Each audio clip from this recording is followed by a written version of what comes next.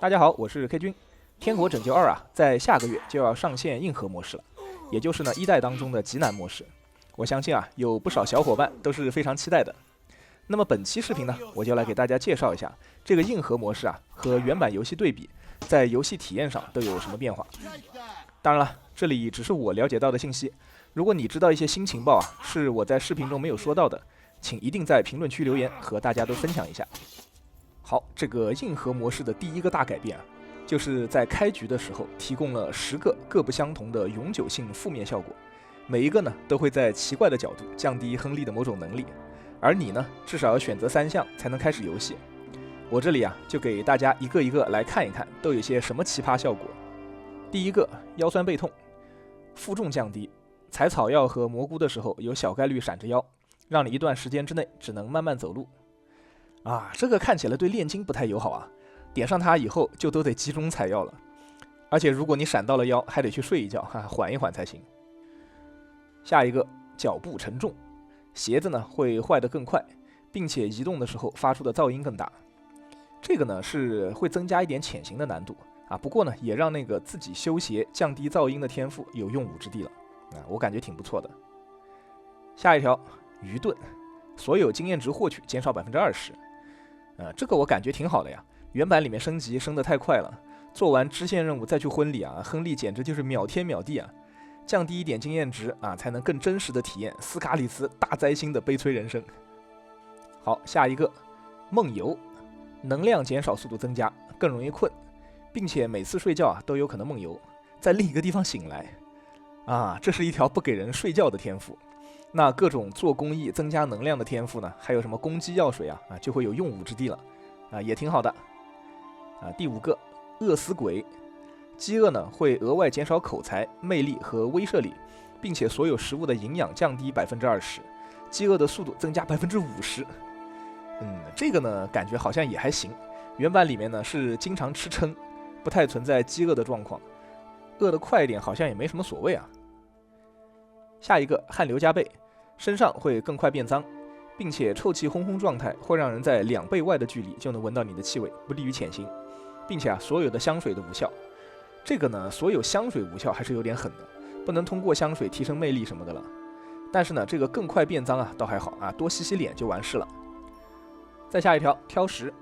所有食物变质速度加快25%，从动物身上能获取的资源将减半。这个减少动物身上掉的肉我感觉挺好的。之前杀一头牛就给50多块肉，玩大半个游戏都吃不完实在是太夸张了。这至于食物变质速度加快呢，就是不知道会不会让那些什么风干的和蜂蜜这种永远不会坏的食物也会变质如果也会的话呢，那确实会提升一点难度。下一条，羞怯，无法向人询问方向，因为你太害羞，所以无法向澡堂要求全套服务。口才的经验获取呢也会变慢这是一个能让老色批直接汽油的 debuff 而且无法向人询问方向，这个呢又极大的增加了迷路的概率，完全只能靠自己看地图分析定位，再加上口才升级变慢没有办法更轻松的嘴炮过关，这个难度呢是又一次大增。下一条，讨打面孔，在路上遇见陌生人的时候会更加危险，因为他们有可能会打你。战斗中呢，敌人也不会投降，并且士气会更高涨。这个呀，我感觉只在前期稍微有点影响，那些原本友善的 NPC 有可能会攻击我们。不过呢，敌人不会投降，这个挺好的我之前就很烦，打到一半呢，这个节奏断掉。只不过这个有些需要敌人投降才能进展的任务不知道现在应该怎么处理了。最后一个，狠人或者叫公敌，一旦被烙印呢，将永远不会消失。所以以后犯下任何的重罪都会被直接绞死，并且这个警卫会倾向于给你判更重的罪，且刑罚的后果呢会更加严重。我感觉这是一个非常好的效果原版里面呢连这个烙印都会消失实在是太扯了。现在这样子基本你犯下重罪被抓过就不能再犯了，不然直接绞死游戏结束了呀应该是能增加不少游戏体验的。好，这就是所有可选的负面效果了，你会选择哪3个呢？还是说你要做一个真正的硬核玩家，把10个一起选上呢？可以跟我一起投个票了。那么除了这一些永久负面效果另一个对游戏影响非常大的改变呢，就是导航与地图的功能大幅弱化。首先是指南针不再显示方位和远处的任务目标，这个任务目标啊，只在很近的距离才会显示在指南针上。至于方位嘛，你就需要通过周围的环境来进行判断了。白天呢，可以通过太阳的位置找着南方，晚上呢就要通过找北极星来找到北。如果大晚上还下雨那你就自求多福吧。Winds howling. 然后地图上呢将不再显示你的当前位置，每次打开地图也只会停留在你上次关闭地图时所停留的位置，不会自动居中显示角色所在地。这样子呢，地图呢就真的只是个地图了。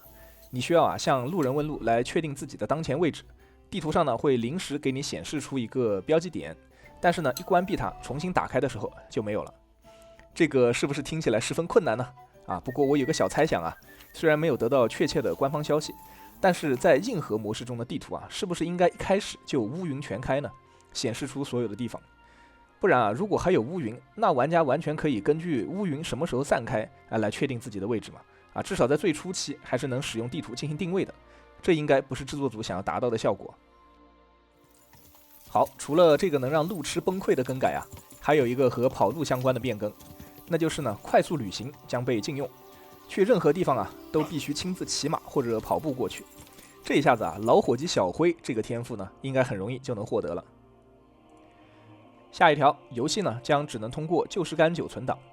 普通模式中的任务推进、在自己床上睡觉以及退出游戏时的一次性存档呢都不会有了。大家呢现在可以一开局就囤满几十个旧时干9避免存档焦虑了。好，以上呢就是游戏机制上的一些变化，下面呢就都是 UI 上的一些改变。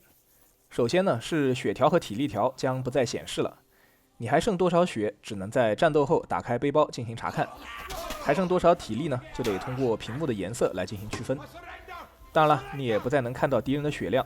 必须通过对方身上的血渍和行为模式来判断你距离胜利还有多远了。在上一条的基础上呢，战斗时的 UI 也都没有了，攻击方向提示、招架和反击的绿盾蓝键提示也都将关闭，你就必须通过敌人的声音和动作来判断战斗的状况。虽然说呢，战斗系统本身并没有做游戏性上的调整，但伴随着上面这2个 UI 的隐藏对于玩家而言，战斗难度肯定是有不少提升的。接下来，潜行相关的小兔子提示 UI 也没有了。你想要知道敌人有没有警觉，有没有发现你呢，就只能通过观察他们的行为模式来判断了。好，以上呢就是我了解到的《天国拯救2》硬核模式会带来的改变。如果有遗漏还请大家一起留言讨论。顺带一提呢，在 1.2 版本刚更新之后其实所有人都可以使用控制台的命令强行开启硬核模式，提前就能玩上。不过呢，很可惜在 1.2.2 补丁更新之后呢，制作组就把这个漏洞给填上了。看来这个版本的硬核模式应该还是有不少问题的。不过如果你实在想提前体验硬核模式呢，现在也是有一个 mod 可以实现的。我呢也是测试了一下，除了永久性的负面效果还没搞明白该怎么开启之外呢，其他地方都挺像那么一回事的。